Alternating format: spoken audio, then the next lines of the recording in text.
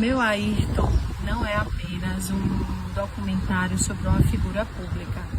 Meu Ayrton é sobre uma mulher, sobre a Adriane Galisteu, sobre suas emoções. Esse documentário vai expor a emoção dessa mulher atravessada num relacionamento público, entre a sua intimidade, os limites da intimidade, da invasão dessa privacidade, né, de estar namorando alguém tão famoso.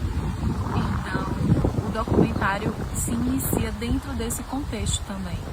A primeira coisa que a gente reflete em tudo isso é qual o impacto de tanta exposição dentro de um relacionamento, né? Eu acredito que não deva ser saudável para ninguém. Imagine naquela época com quem ela estava. E a gente vê alguns pontos ali de ordem emocional, principalmente de alguém, de uma mulher no lugar de a não aceita, a não vista, a não legitimada pelas pessoas, mas que existia uma história sendo vivida em si.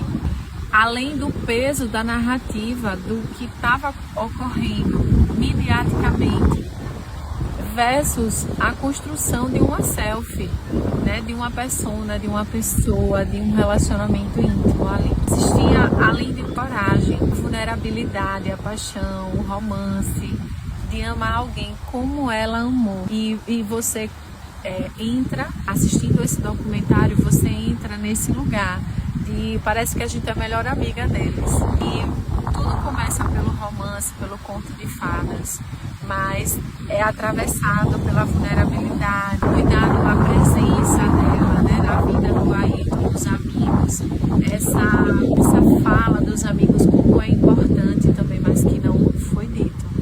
Além de tudo, a gente também reflete e dá assim uma dor, um nó na garganta, de quando nós percebemos um luto não invalidado, não autorizado, uma menina de 19 anos hostilizada publicamente, não pode sentir essa dor, não é convidada a isso, enquanto a falta de espaço para se expressar num cenário público, né, foi cortada publicamente. Então você percebe que Galisteu, mesmo tão nova, já existia uma inteligência emocional, mesmo meio à dor. Nesse momento a gente para pensar de que forma a nossa história nos ajuda a ressignificar a dor, né? Quantas vezes a gente conversa sobre isso, mas me conta, e a pessoa não está pronta, e você vê a Adriane respeitar um tempo de 30 anos. 30 anos depois, ela conta ali aquela história, essa história de uma forma tão primorosa, ressignificada.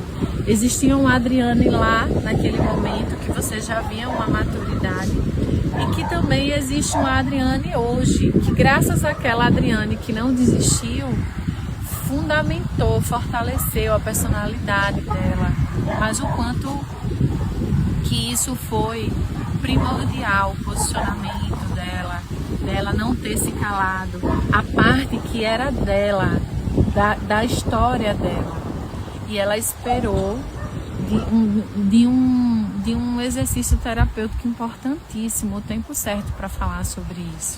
Isso nos faz pensarmos um pouco sobre de que forma muitas mulheres, não só a Adriane, mas muitas mulheres têm as suas narrativas constantemente contestadas, né? A seu lado, a sua parte, não só a Adriane, mas quantas de nós não temos a oportunidade de contar a versão dos nossos próprios fatos.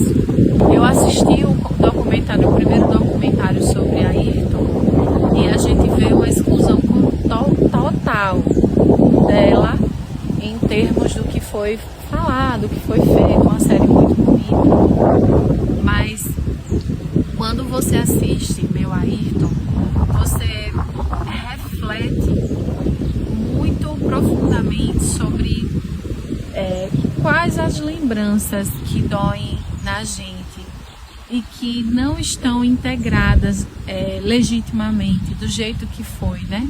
Com a sua parte da verdade. Ali você é tomado de uma empatia e de uma escuta que parece que a gente está sentado do lado dela assim.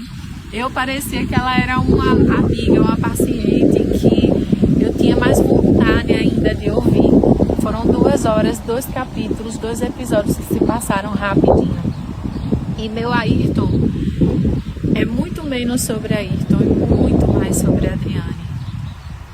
É muito sobre todo mundo que tem alguma dor, que um dia foi calada, que abafada, né? E você consegue se encontrar, se deparar com a realidade que o mundo não legitimou, mas que é a sua verdade.